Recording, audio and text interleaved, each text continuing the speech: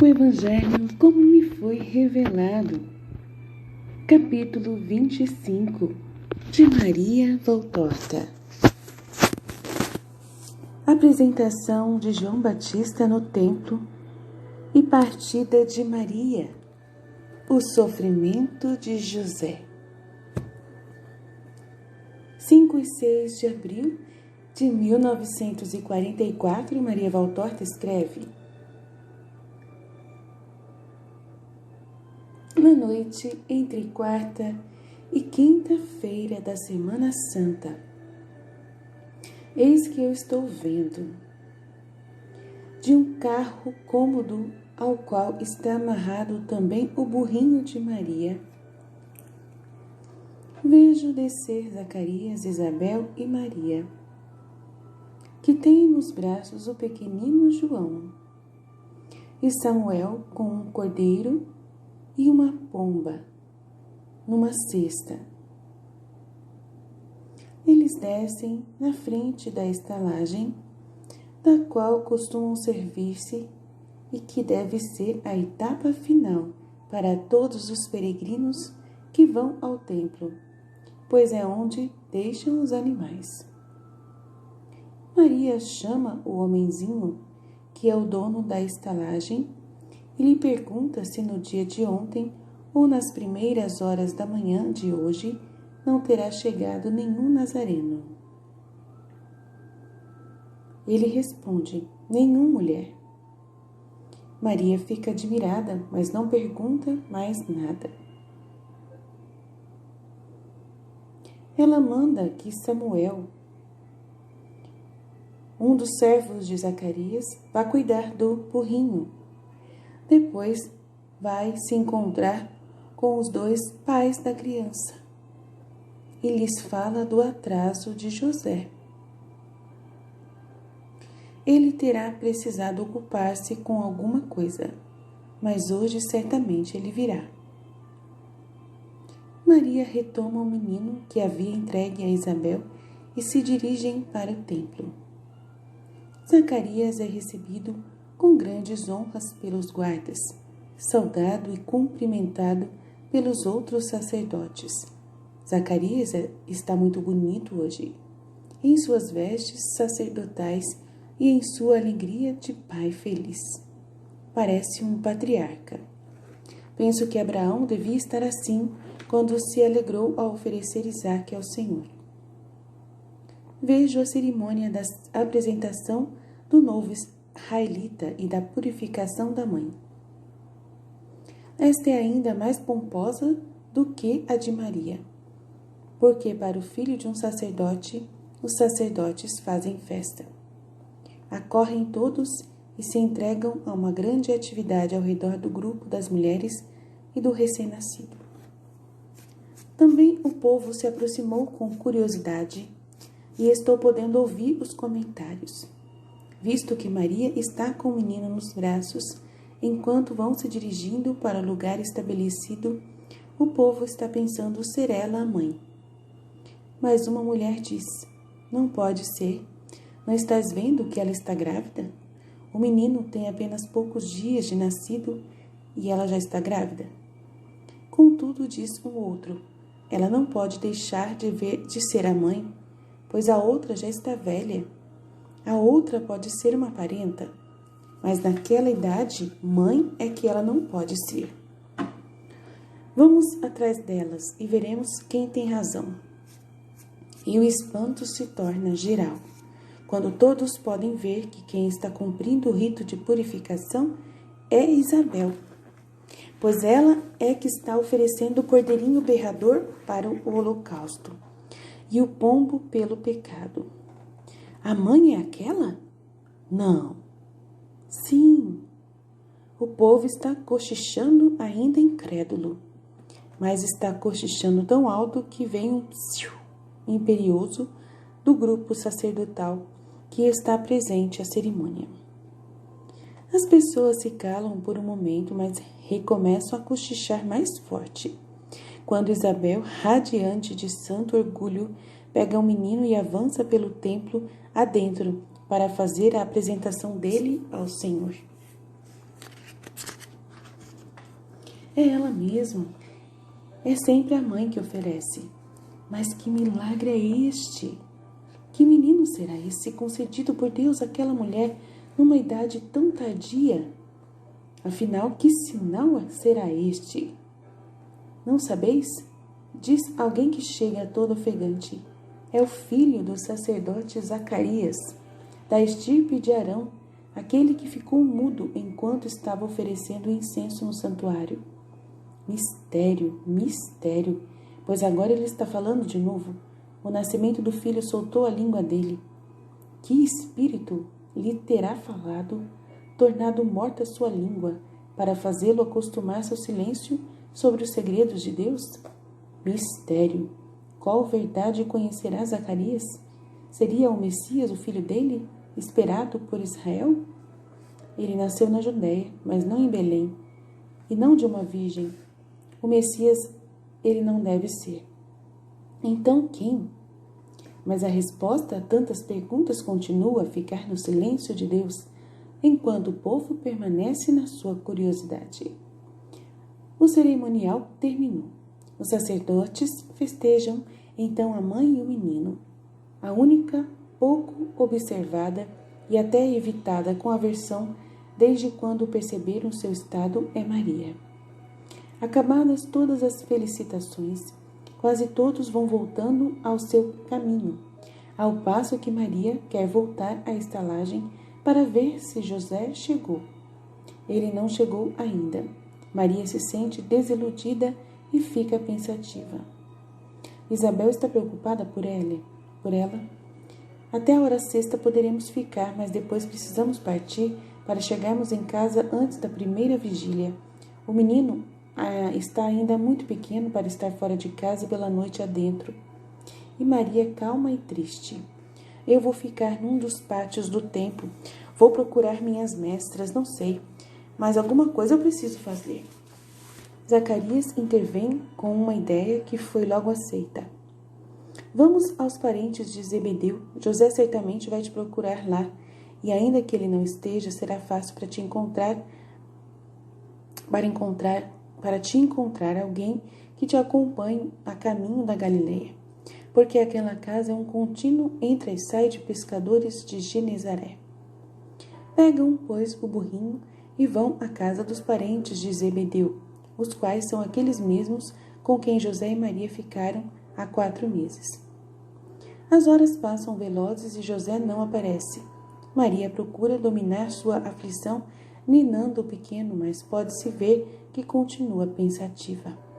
Como que para esconder o seu estado, ela não tirou o manto, ainda que o calor esteja intenso e fazendo suar a todos. Finalmente, uma grande batida na porta anuncia a chegada de José. O rosto de Maria se torna sereno de novo. José a saúda, pois ela é a primeira a apresentar-se, e a saudá-lo com reverência.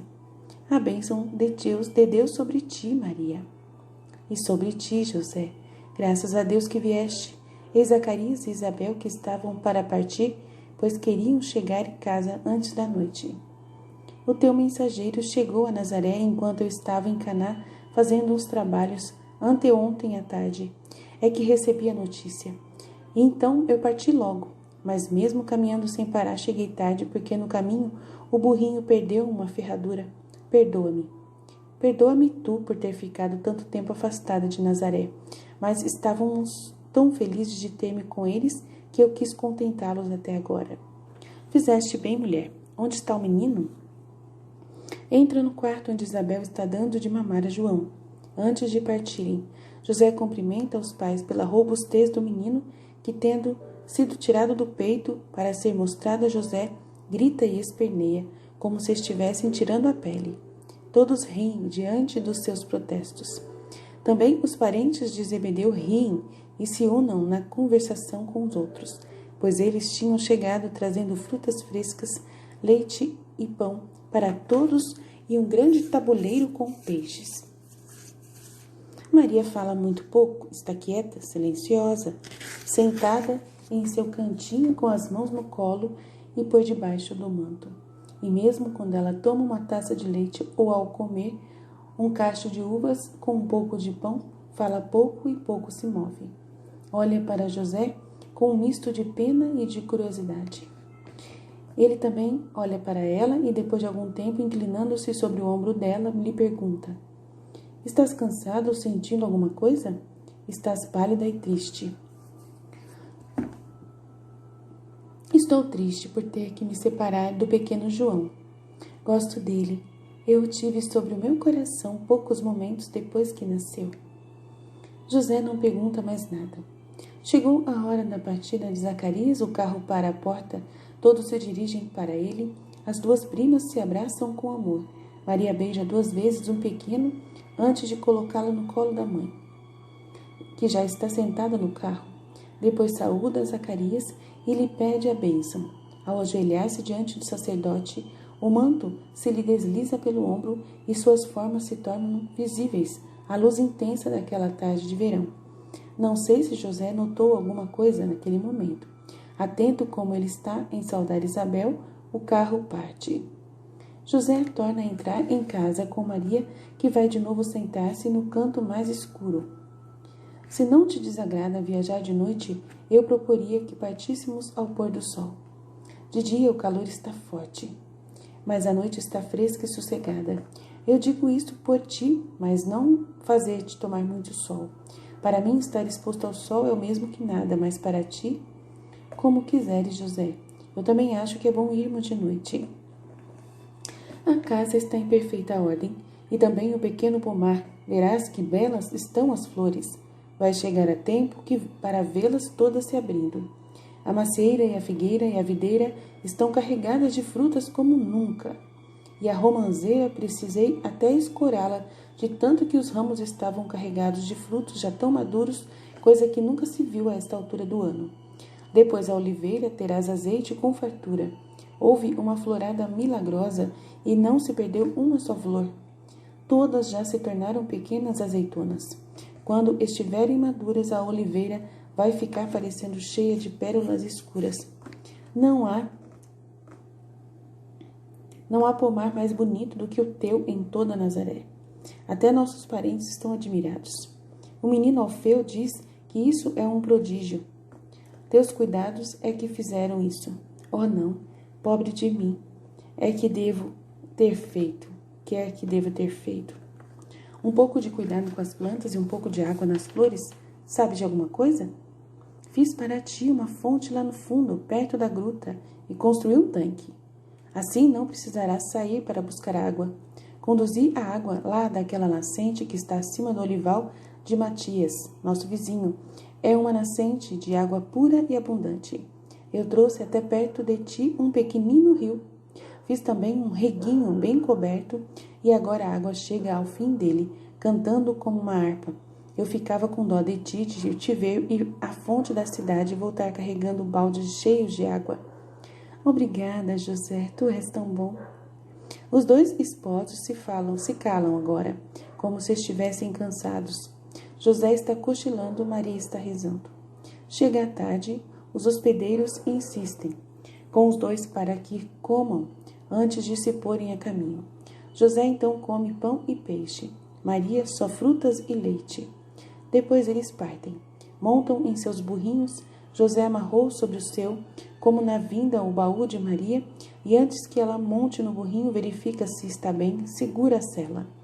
Vejo que José fica observando Maria quando ela monta, mas ele não diz nada.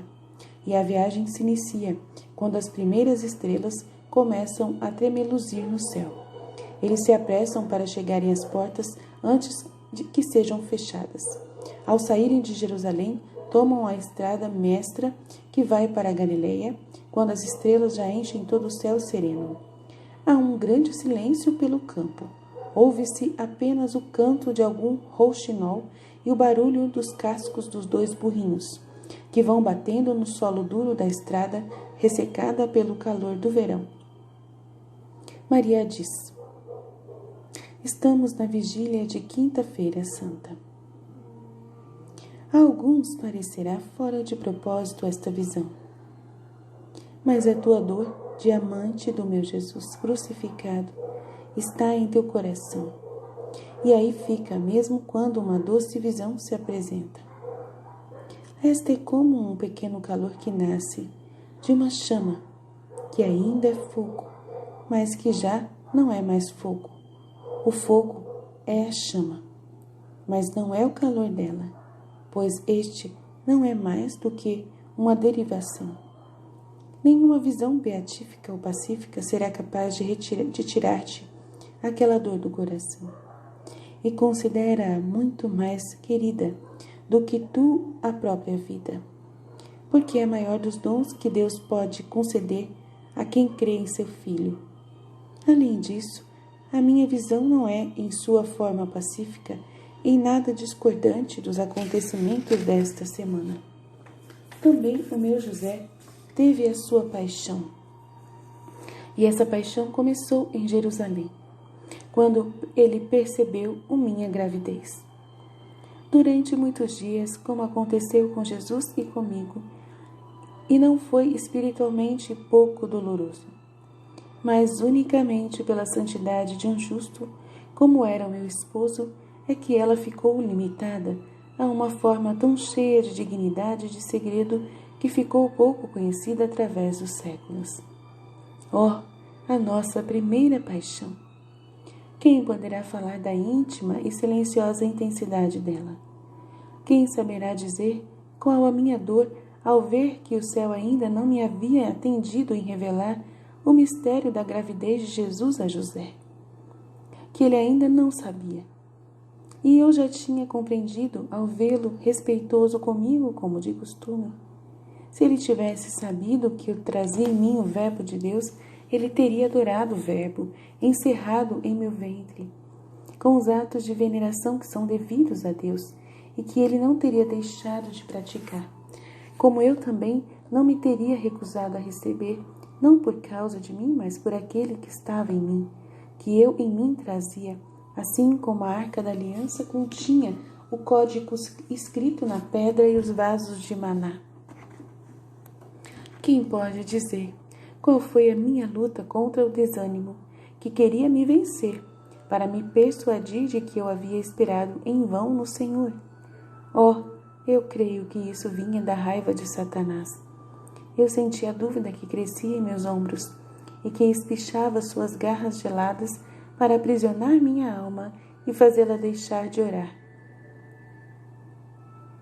A dúvida, que é tão perigosa e letal para o espírito, letal porque ela é o primeiro agente da doença mortal chamada desespero, e contra a qual é preciso reagir com toda a força para não perecer na alma e perder Deus. Quem pode dizer com toda a verdade qual foi a dor de José, quais foram seus pensamentos, a perturbação que ele sentiu em seus afetos? Como um pequeno barco apanhado por uma grande tempestade, ele se achava no encontro entre ideias opostas, como em uma dança ao redor de reflexões, cada uma mais pungente e mais capaz de fazer sofrer do que a outra. Ele era um homem que, pelas aparências, só podia ter sido traído por sua mulher. Por isso, ele via desmoronar, ao mesmo tempo, o seu bom nome e a estima em que ele era tido naquele lugar. Por causa disso, ele se sentia apontado a dedo e alvo de compaixão pelos habitantes da cidade. Via morrerem o afeto e a estima de que então eu vinha gozando, diante da evidência de um novo fato. É que aqui a santidade dele resplande ainda mais brilhante do que a minha. Eu dou testemunho disso com todo o meu afeto de esposa, porque quero que ameis o meu José, este homem sábio e prudente, este homem paciente e bom, que não está separado do mistério da redenção, mas muito unido a ele, pois por essa dor que o consumiu, ele salvou para vós o Salvador, às custas do seu sacrifício e de sua santidade.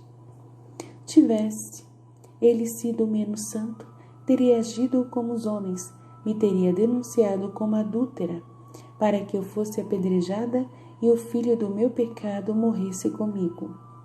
Tivesse ele sido menos santo, Deus não lhe teria concedido a sua luz em tão grande provação, mas José era santo. Seu espírito puro vivia em Deus. A caridade nele era acesa e forte. pois pela caridade que ele salvou para vós o Salvador, tanto quanto ele não quis me acusar diante dos anciãos, como também quando, deixando tudo com uma pronta obediência, salvou Jesus, levando-o consigo para o Egito. Breves em número, mas grandes em intensidade, foram aqueles 3 dias do sofrimento de José. E deste meu primeiro sofrimento, porque eu compreendia o sofrimento dele, mas não podia aliviá-lo de modo algum, por causa da obediência ao decreto de Deus que me havia dito: cala-te. Quando, tendo chegado a Nazaré, eu o vi sair, depois de uma curta saudação, todo curvo, como se estivesse envelhecido em pouco tempo, e não voltar mais a mim, como era de costume.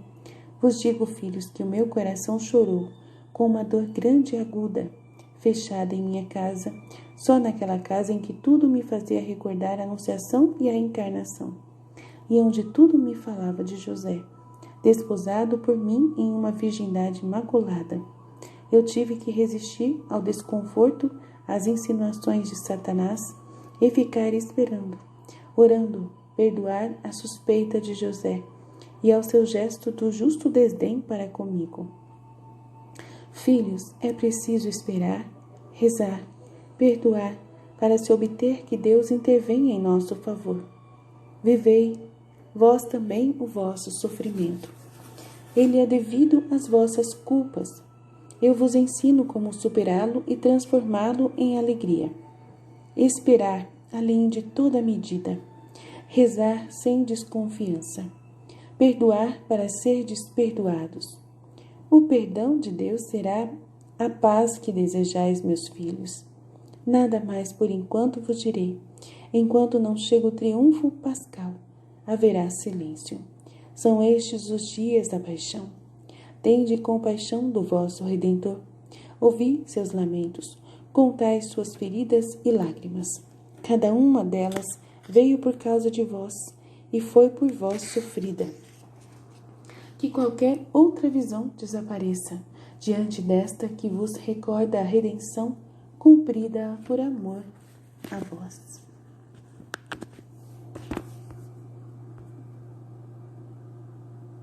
Vide.